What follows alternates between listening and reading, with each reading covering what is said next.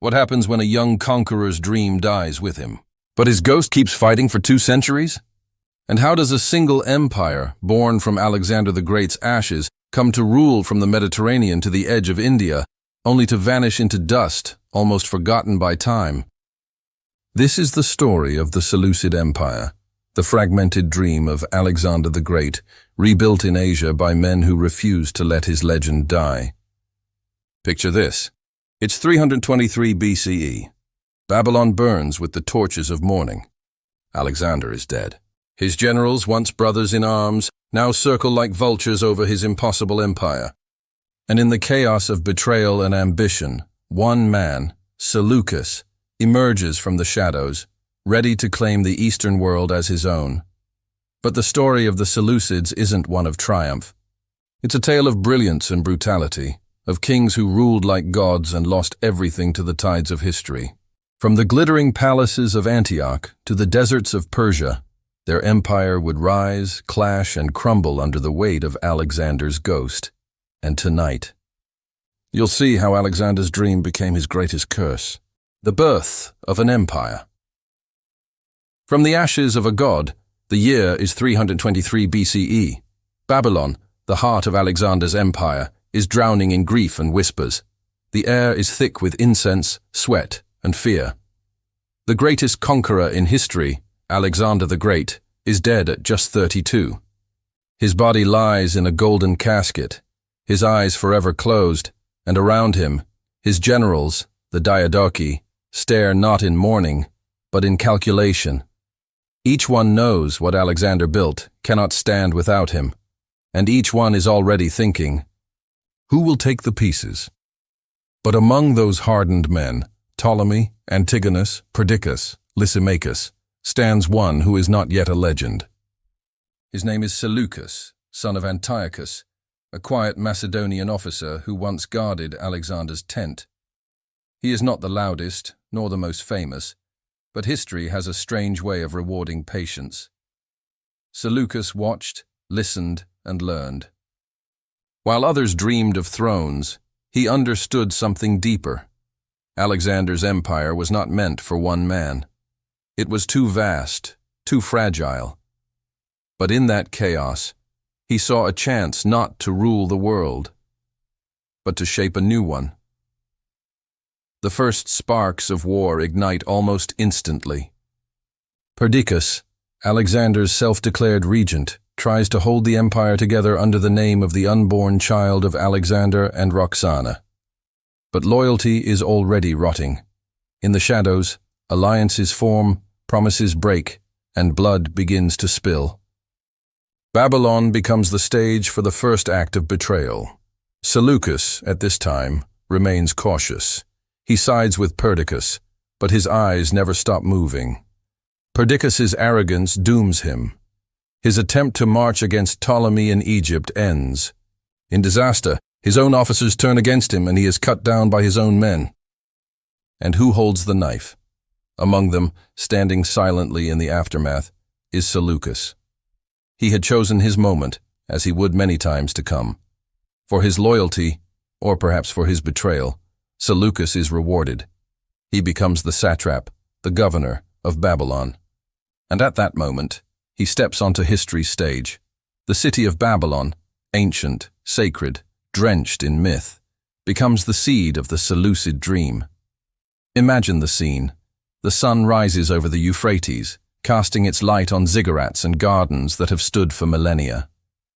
Seleucus rides through the streets of a city older than Greece itself. This is no barren land. This is the cradle of civilization. Temples hum with prayers to gods who reigned before Zeus was even named. In these lands, Seleucus finds something the others do not: depth. He understands that power here is not taken by sword alone. It is earned by respect for what came before. But power attracts envy like gold, attracts thieves.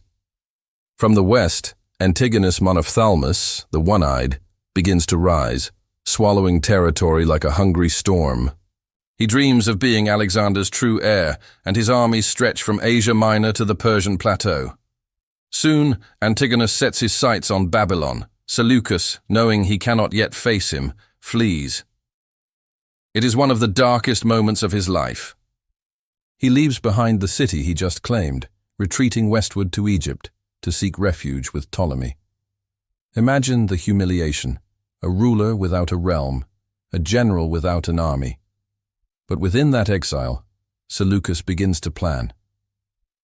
He studies Ptolemy, the cunning ruler of Egypt, and learns how to build a stable dynasty.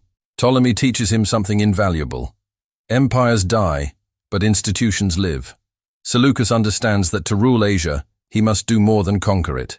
He must weave its cultures together, Greek and Persian, Babylonian and Indian, into something that could outlive any man. Then, the chance comes. In 312 BCE, with a small force granted by Ptolemy, Seleucus returns east. It is a desperate gamble, a handful of men against the might of Antigonus's forces. But here lies the secret of Seleucus. He is not reckless. He knows the land, the people, the pulse of the east.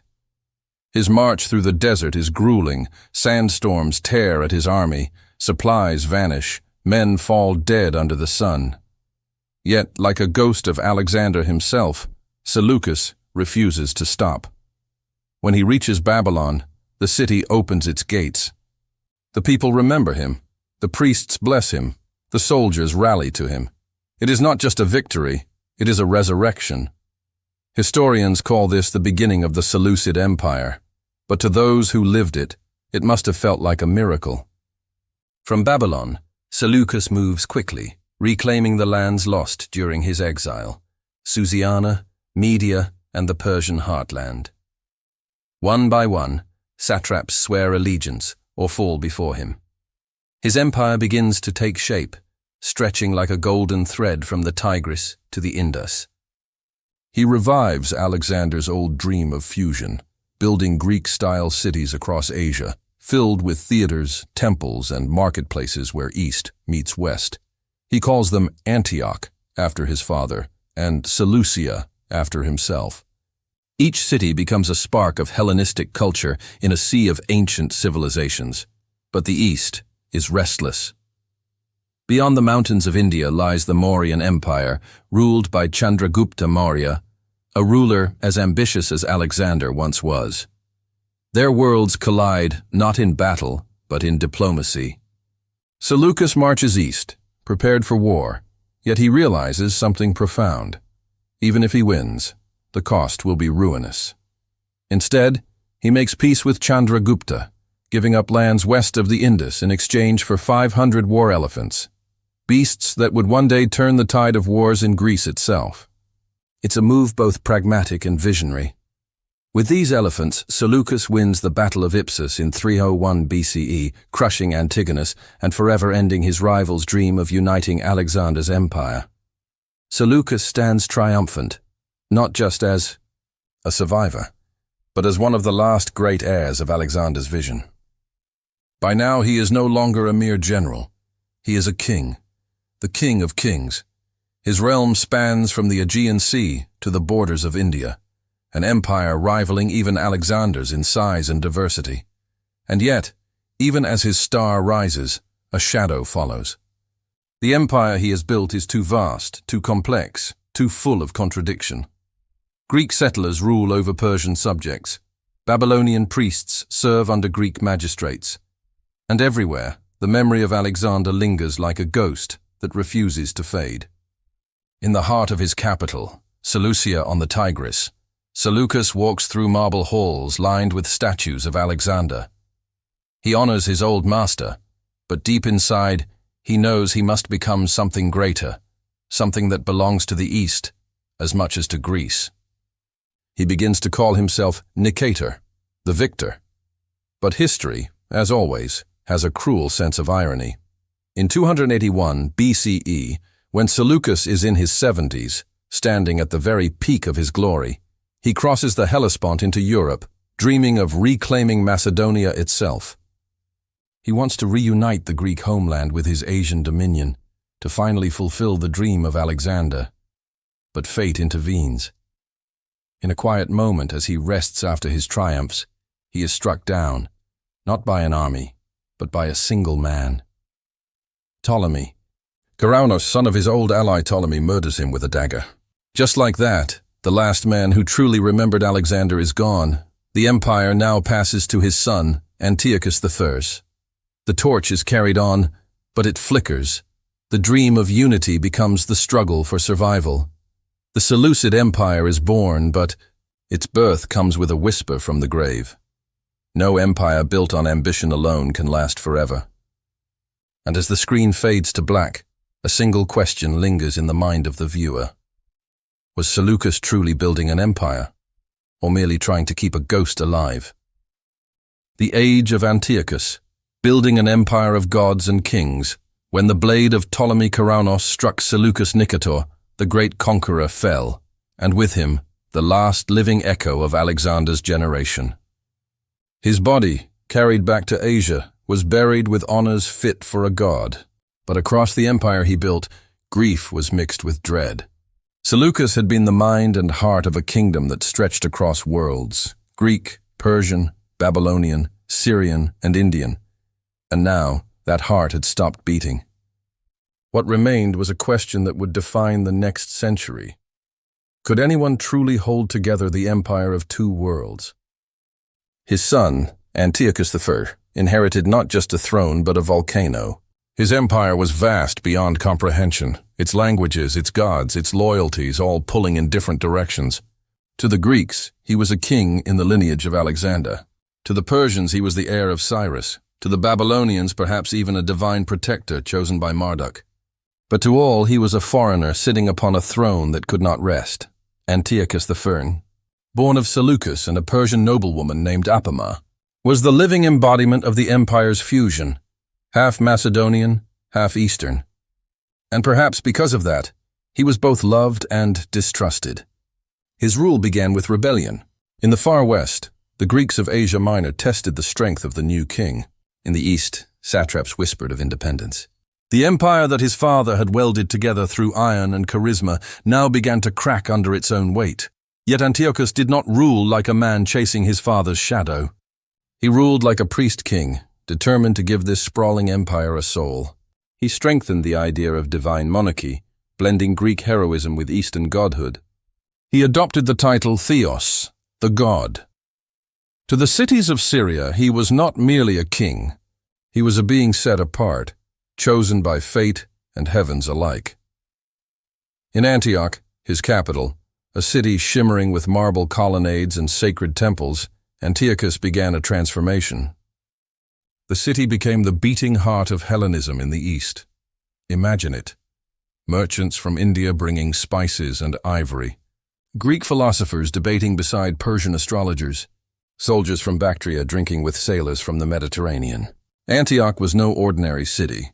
It was the dream of Alexander reborn, a living symbol of fusion between worlds. But peace is never the natural state of empires. Antiochus I soon faced his greatest trial in the east. The provinces beyond the Zagros Mountains, Media and Parthia, were restive. Local satraps resented Greek interference. Nomadic tribes from Central Asia pressed at the borders, testing the resolve of the new king. Antiochus personally led campaigns into the harsh lands, marching for months across mountains and deserts, reasserting Seleucid authority through a blend of diplomacy and steel. It is said that in these campaigns, Antiochus gained a new title among his troops, Soter, the savior. He had held the empire together when it could have shattered, yet behind the victories the tremors never stopped. The Seleucid Empire was a creature of contradictions. Its Greek identity clashed constantly with its Eastern realities. In the temples of Babylon, priests recorded his name alongside gods of old, but in the Greek theaters of Antioch, poets mocked him for his Persian tastes. Even his marriage, once meant to unite East and West, became a source of unease. The old Macedonian families, who saw themselves as conquerors, began to question whether the Seleucids were still Greek at all. And then came the wars with Egypt, the great rivalry that would define an age. To the south, the Ptolemies ruled with iron and intellect from Alexandria, their eyes always fixed on Syria and its riches. The two empires, born from the same warlord's dream, were destined to clash. The First Syrian War erupted like thunder around 275 BCE. Antiochus faced Ptolemy II Philadelphus, the cultured but calculating pharaoh of Egypt. Their battle was not only over land, it was over legitimacy. Each claimed to be the true heir of Alexander. The Seleucid armies, seasoned and vast, clashed with Egyptian phalanxes across the deserts and coastal plains of the Levant. Cities like Damascus and Gaza became prizes passed back and forth in bloody campaigns. Though neither side emerged with total victory, the wars drained the Seleucid treasury and exposed the limits of Antiochus's might. Yet his resolve never faltered. When he returned to Antioch, the people welcomed him as Soter once more. He built temples, minted coins with his divine visage, and sponsored cities from Asia Minor to the Tigris.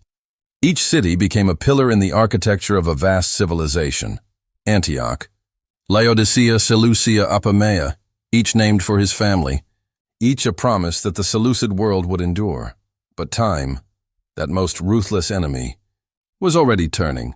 When Antiochus III died around 261 BCE, the throne passed to his son, Antiochus II, called Theos, the divine. Yet this young ruler inherited more than a crown. He inherited centuries of tension. The Ptolemies had not forgotten Syria, and within the Seleucid court, rival factions plotted and schemed. Antiochus II was ambitious, but his reign became a web of betrayal. He fought the Second Syrian War against Egypt, and for a moment, it seemed the Seleucids might finally dominate the eastern Mediterranean. Yet his greatest battle was not on the field, it was within his own palace. To secure peace, Antiochus married Berenice, the daughter of Ptolemy II, divorcing his first wife, Laodice. But love and politics rarely coexist peacefully. When Ptolemy II died, Antiochus abandoned Berenice and returned to Laodice, an act that sealed his doom. Laodice, consumed by vengeance, poisoned him and declared her own son king. Berenice, left helpless, was murdered soon after. The cities of Syria erupted in horror and revolt. Brother fought brother, cousin turned on cousin, and the Seleucid world trembled once more. It was a cycle, one that would haunt the dynasty for generations. Every Seleucid king would inherit not only a throne, but a curse, the unending struggle between Greek ambition and Eastern destiny. In this chaos rose Antiochus III, later known as the Great, but that story belongs to another chapter. For now, the empire stands wounded but alive. It stretches from the Mediterranean coast to the plains of Mesopotamia, its cities glittering, its people restless, its gods many. The Seleucid dream endures, but beneath the gold and marble, cracks deepen. The great experiment of merging East and West teeters between triumph and tragedy. As the chapter closes, imagine the scene. The setting sun over the palace of Antioch in Syria. The king's statues glimmer in the fading light, their eyes turned eastward, toward Babylon, toward Persia, toward lands that once bowed to Alexander. The courtyards are quiet, but the air hums with tension. Servants whisper of new wars, new conspiracies, new kings waiting in the wings. History, it seems, is not yet done with the Seleucids. Their empire, a living monument to Alexander's shattered dream, still stands tall. But every empire, no matter how divine, must one day fall. And in the shadows of the palace, a new storm is already gathering. Antiochus the Great, rise of the Eastern conqueror, the Seleucid Empire stood like a wounded colossus, towering, magnificent, but bleeding from within. The wars, the betrayals, the endless feuds had left scars deep in its marble heart. Yet from this chaos emerged one man who would dare to dream as Alexander once did. His name was Antiochus III. History would call him the Great, but his greatness came at a price. He was just 18 when he ascended the throne in 223 BCE. The empire he inherited was on the verge of collapse. The eastern provinces, Parthia, Bactria, and Media, had broken away. To the west, Egypt's Ptolemies still threatened the Syrian border. And in Asia Minor, rebellious satraps and ambitious governors acted as kings in everything but name. Antiochus could have clung to the remains of his inheritance, content to rule what little still obeyed him. But something burned inside him, an echo of Alexander's fire. From the moment he took the diadem, Antiochus set out to rebuild what his ancestors had lost. His first years were marked by rebellion. A satrap named Molon in the east declared himself king, marching an army that could rival Antiochus's own. Advisors begged the young monarch to negotiate, to consolidate power before it was too late. But Antiochus refused to play defense. He gathered his troops and led them personally into the heart of the rebellion. The battle that followed was brutal. In the deserts of Media, under the pitiless sun, Antiochus faced Molon's army, a mirror of his own. For days they clashed, their phalanxes locked in grinding combat. At last, Antiochus's cavalry shattered the rebel line. Molon, seeing defeat, took his own life. His body was displayed in every city of the east, a grim warning that rebellion against the king would not be forgiven. With this victory, Antiochus did what few kings could. He restored the empire's unity through fear and brilliance. His armies marched east, reclaiming lost territories one by one: Bactria, Parthia, Hyrcania. All lands that had broken away under weak kings now trembled before his banners.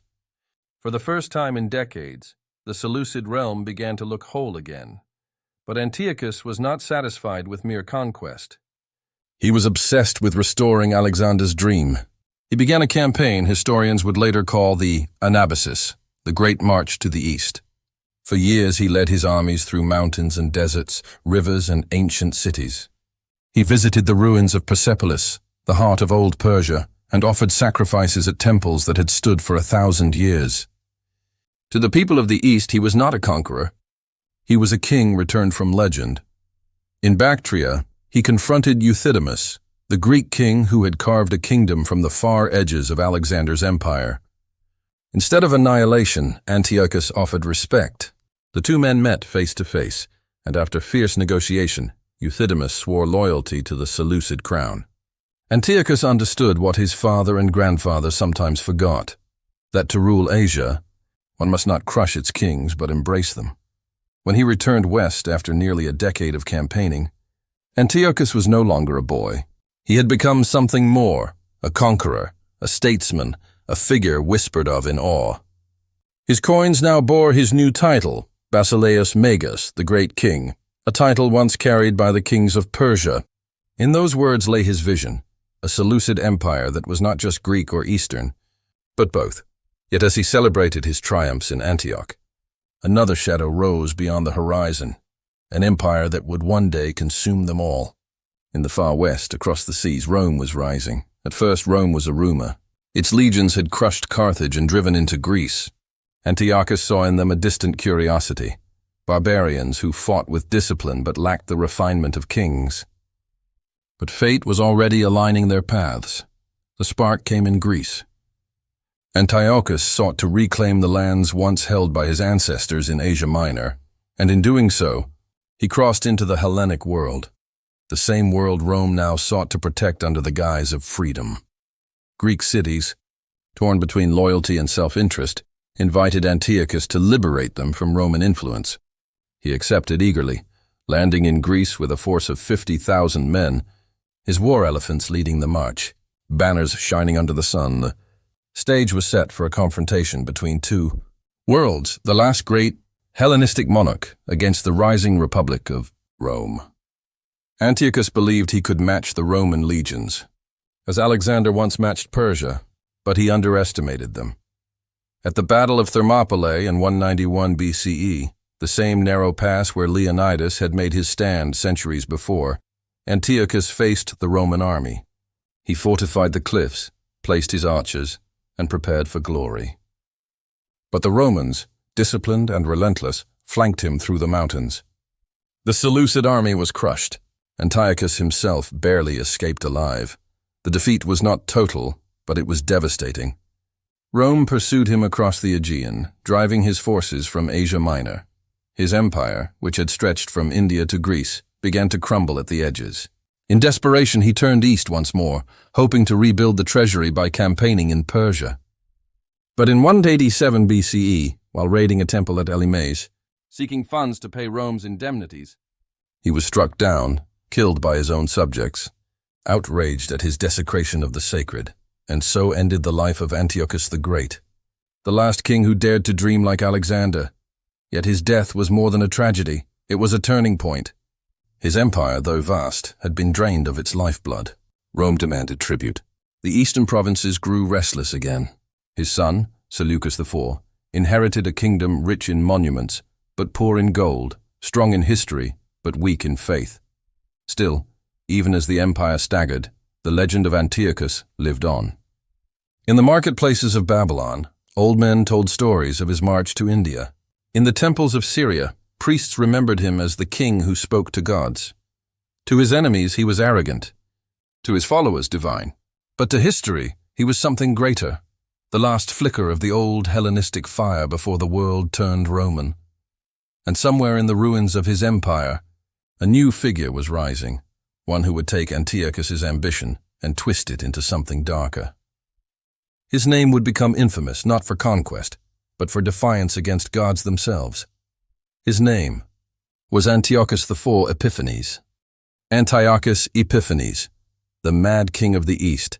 The death of Antiochus the Great left the Seleucid Empire like a magnificent ship without its captain. Vast, beautiful, but adrift on a stormy sea. His successor Seleucus IV Philopator was no conqueror. He ruled cautiously, burdened by the crushing indemnities demanded by Rome after their father's defeat. The empire bled silver into Roman coffers, its armies grew thin, and its nobles restless.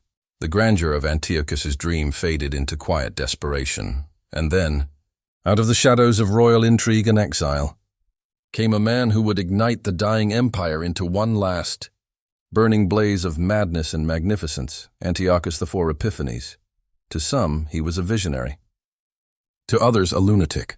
History remembers him as both, the king who called himself God Manifest. His path to power was steeped in deception and blood. When Seleucus IV was assassinated by a treacherous minister, the throne should have passed to his young son, Demetrius. But Demetrius was a hostage in Rome, an unintentional prisoner of diplomacy. Into this vacuum stepped Antiochus, the younger brother of the slain king. He returned from exile in Athens with a smile, a plan, and the cunning of a fox dressed as a prince. He presented himself not as a usurper, but as a protector of the royal line. He claimed to rule in the boy king's name, though the child mysteriously vanished soon after. The court, weary of chaos, accepted him. Thus began one of the most controversial reigns in all of ancient history. Antiochus IV was unlike any king before him. He had lived among the Greeks, absorbed their love for art, theater, and spectacle. But his rule would blend that elegance with tyranny and divine obsession.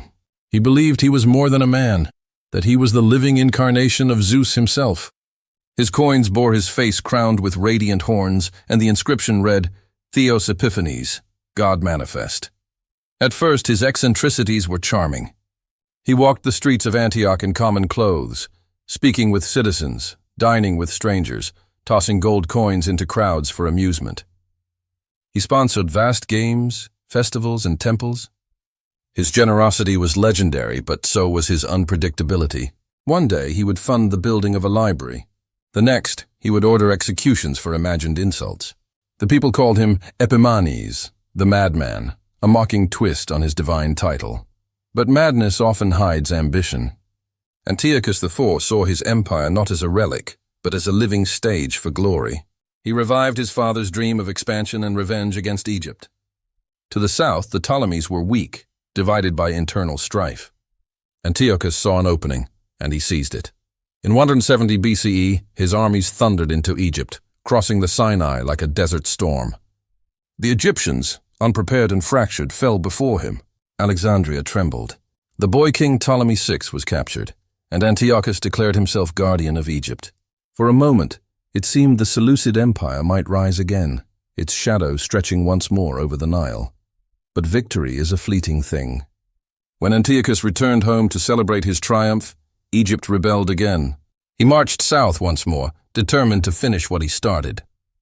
Yet this time, something awaited him that no king could have foreseen. As Antiochus approached Alexandria, he was met not by Egyptian soldiers, but by a Roman envoy named Gaius Popilius Laenas. The old Roman stood before the king with nothing but a staff and a scroll. The message was simple. Rome demanded that Antiochus withdraw immediately.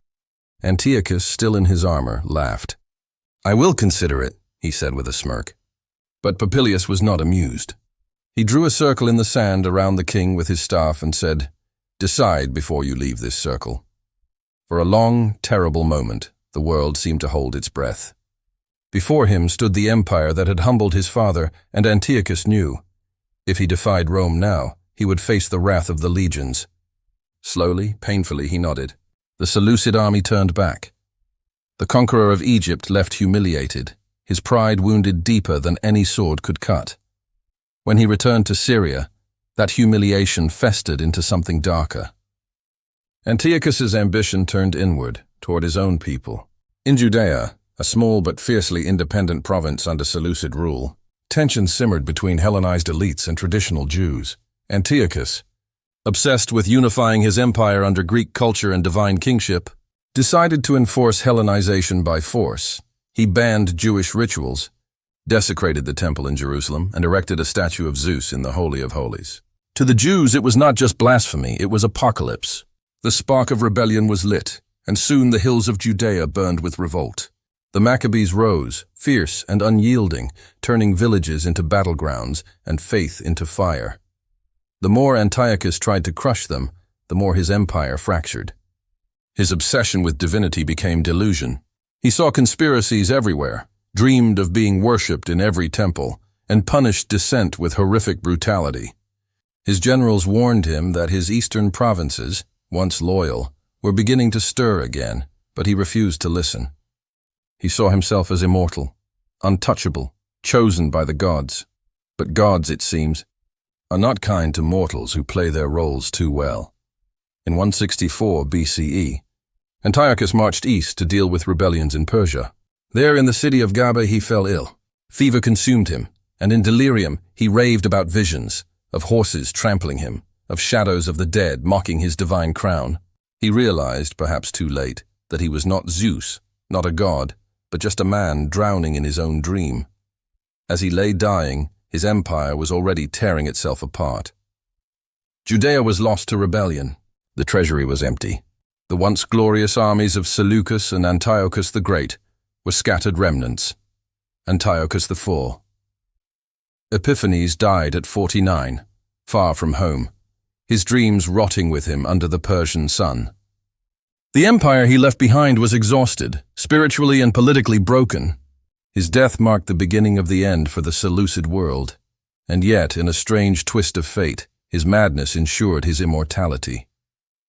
For centuries to come, his name would echo in scripture and legend, as the tyrant who defied God, as the villain of the Maccabees, as the man who tried to make himself divine and lost everything.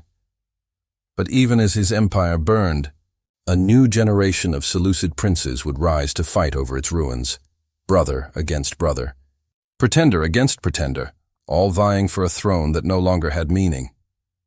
The age of conquest was over. The age of decay had begun. The empire that once reached from the Aegean to the Indus was now a flickering flame, struggling to survive in a world where Rome ruled the seas and Parthia claimed the east. And in that dying light, one final story would unfold. A desperate, tragic struggle to preserve what was left of Alexander's fragmented dream.